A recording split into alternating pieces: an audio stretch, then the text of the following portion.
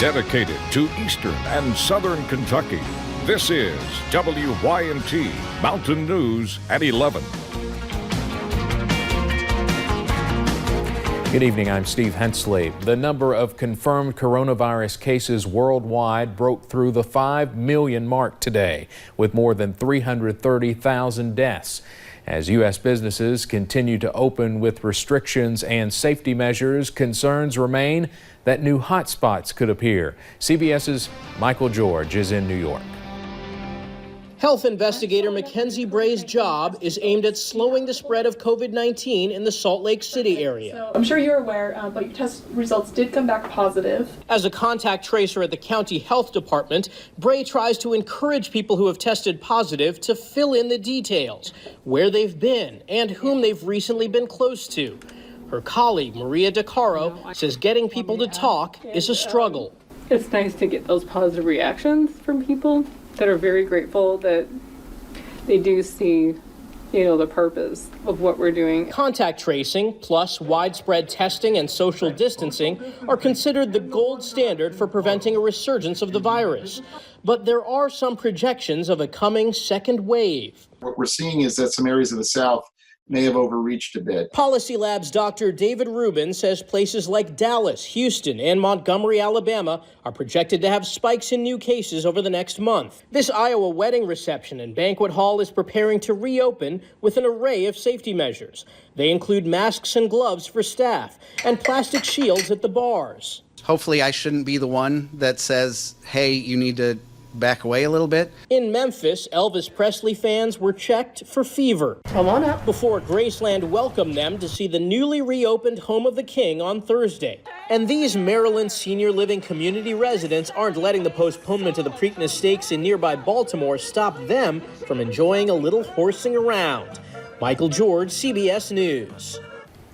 Back here in Kentucky, Governor Andy Beshear announced 135 new cases and 10 new deaths today. The state now totals 8,286 cases and 386 deaths. A bit of good news, more than 3,000 of those people have recovered in Kentucky.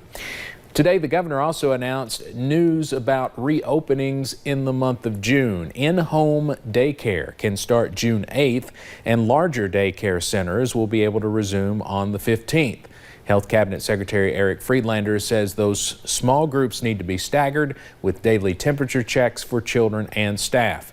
Family events are discouraged and field trips should be eliminated. He stressed that adults will need to wear masks and some children will need to as well.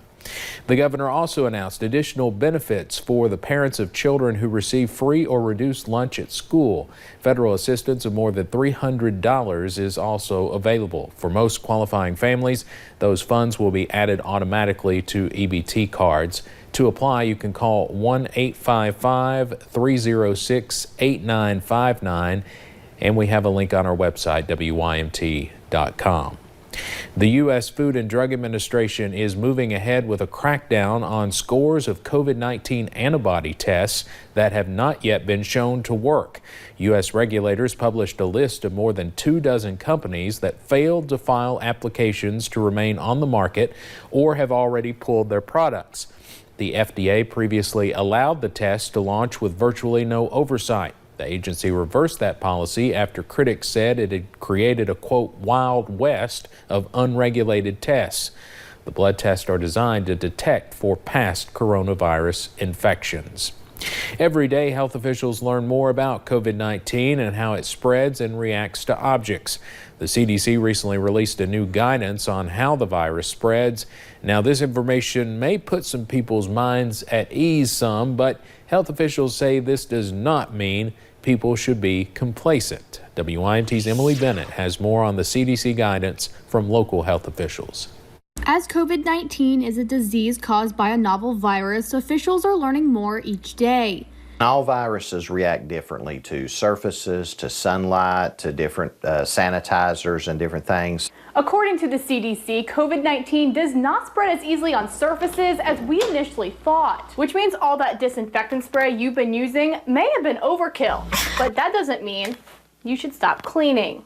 Studies show the virus can still live on surfaces for hours and even days, but Public Health Director Scott Lockard says the risk is low. But we're just seeing that there's not nearly as many cases that are being transmitted from that surface to person contact. It is primarily person to person. But Lockard does not want people to get the wrong idea about this new information. We may not have to do as much cleaning, but we still have to do basic cleaning all the time. Just a guidance so people do not have to go overboard cleaning. That is not a green light to go ahead and touch everything and then touch your mouth or nose and eyes again. Wanting people to focus more on the main mode of transmission, prolonged human contact. When individuals are coughing, they're sneezing, even talking, that we expel droplets when we're doing this, hence the importance of masks. Keeping the 6-foot rule and proper hygiene a priority. In Hazard, Emily Bennett, WYMT Mountain News. Lockard did say he believes we are on a downward trend, but does expect a second wave in the future.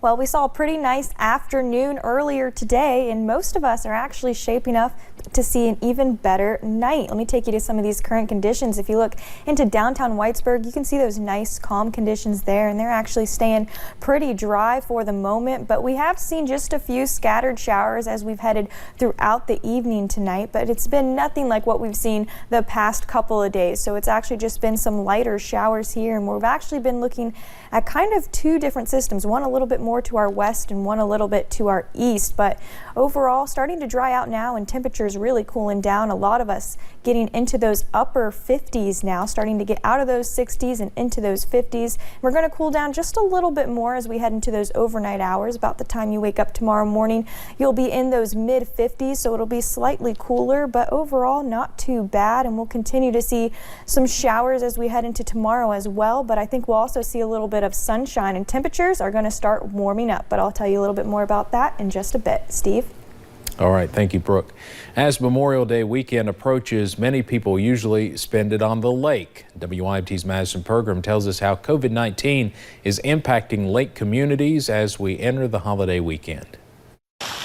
The water sits calm on Lake Cumberland, but not for long. Without COVID-19, we have got thousands and thousands of visitors that are coming to see us.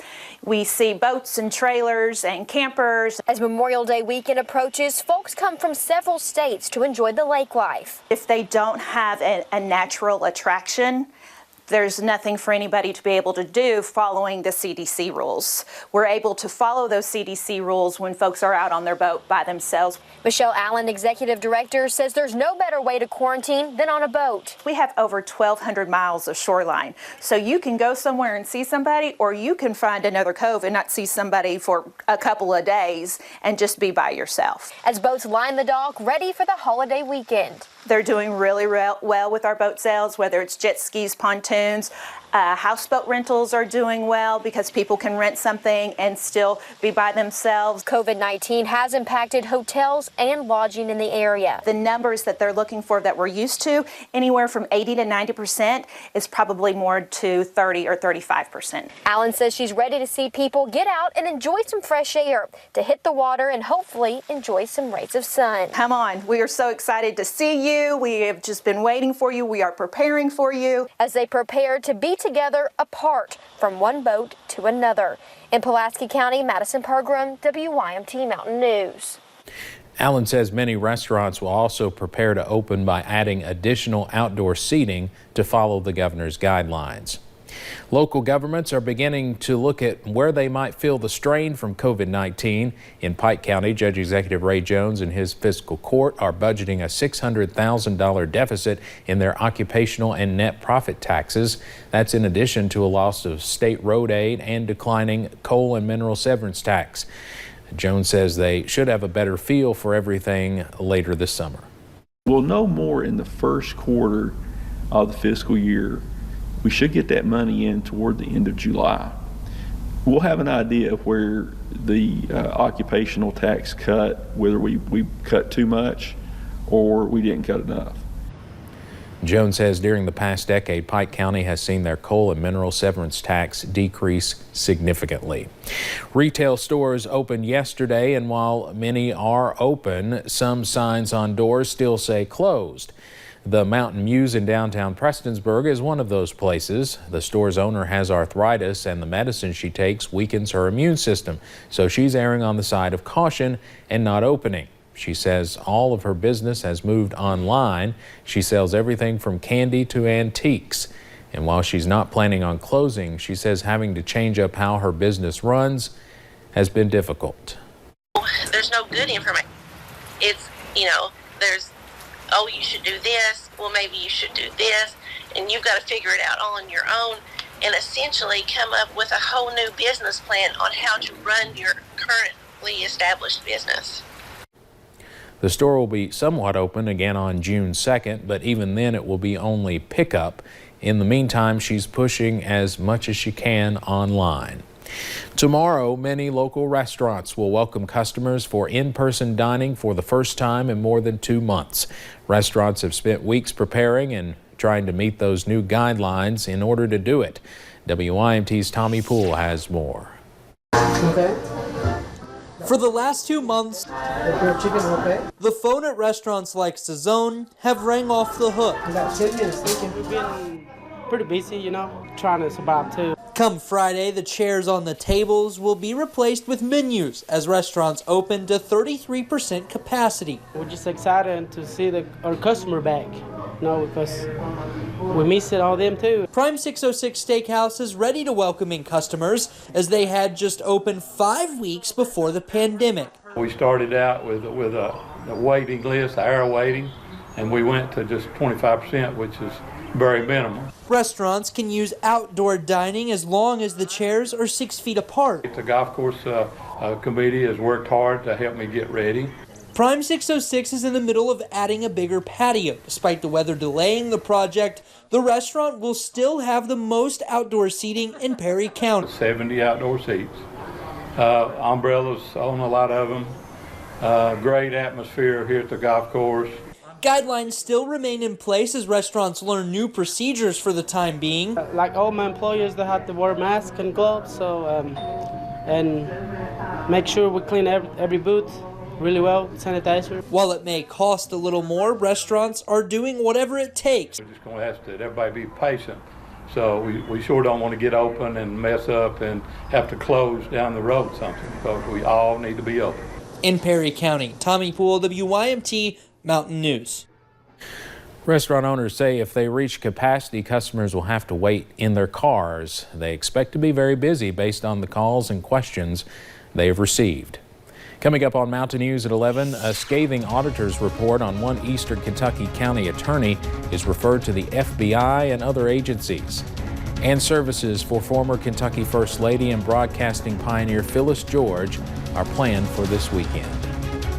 And a few rain chances continue overnight tonight, but it looks like we will be getting a little bit of a break here soon. I'll have more details on that coming up.